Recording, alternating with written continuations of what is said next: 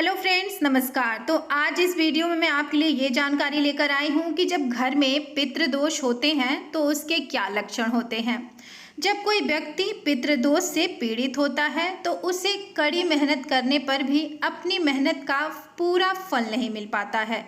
साथ ही घर में शुभ और मांगलिक कार्य भी नहीं हो पाते हैं। आइए जानते हैं पितृदोष बिना कुंडली के कैसे पता करें और इससे बचने के उपाय।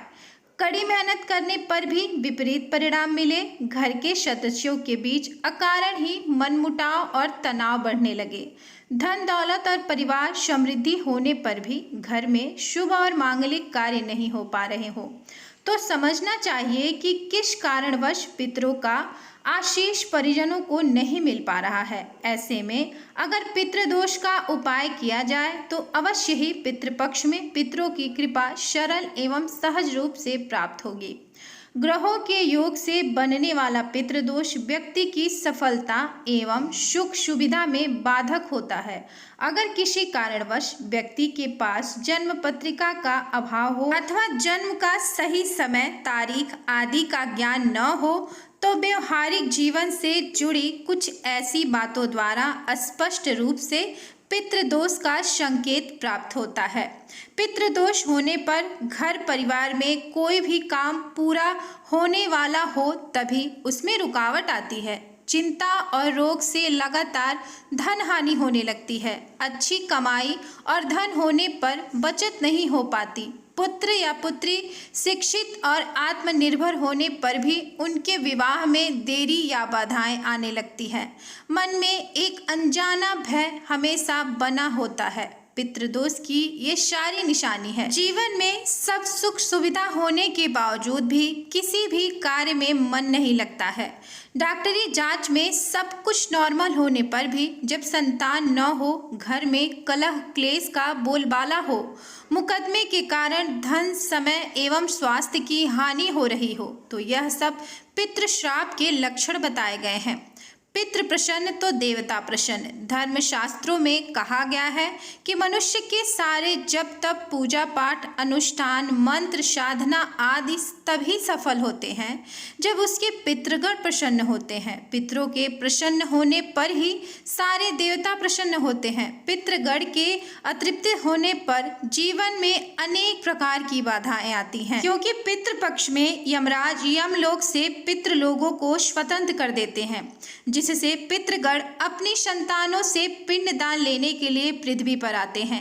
इस समय पितरों को यह आशा रहती है कि उन्हें पिंडदान मिलेगा तथा पीने के लिए जल भी मिलेगा, लेकिन पिंडदान आदि न प्राप्त होने पर पितरों की आशा निराशा में बदल जाती है और वह दुखी मन से श्राप देकर लौट जाते हैं।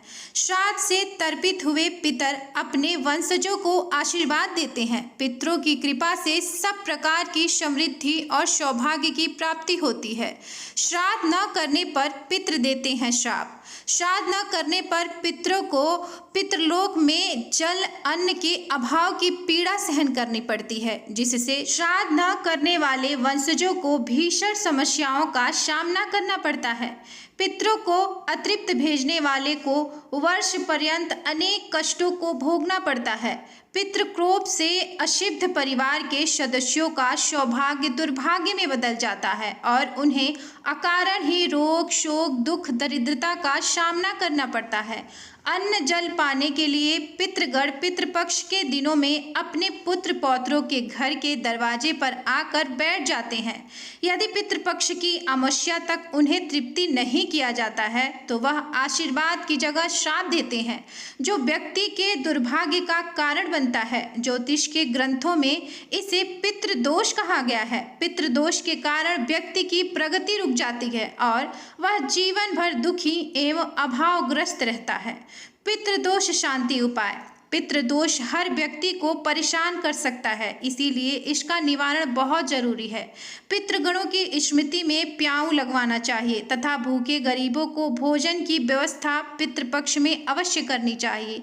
प्रत्येक अमावस्या को तर्पण एवं ब्राह्मण भोजन कराना चाहिए। पितृदोष का निवारण हो जाता है और साथ ही हर रोज भोजन में से हमें सबसे पहले पितृ लोगों के लिए भोजन निकाल देना चाहिए और सात्विक भोजन बनाना चाहिए। साफ सफाई का विशेष ध्यान देना चाहिए। गौ माता को भी हमें भोजन कराना चाहिए। घर पे आए किसी भी भिखारी को हमें बिना भोजन कराए वापस नहीं जाने देना चाहिए। ऐसा करने से आपके पितृ लोग आपसे प्रसन्न होते हैं और आपको आशीर्वाद देते हैं और आपके रुके हुए काम भी चल पड़ते हैं। तो अगर आपको ये वीडियो पसंद आई है तो वीडियो को लाइक शेयर और सब्सक्राइब भी जरूर करिएगा। धन्यवाद।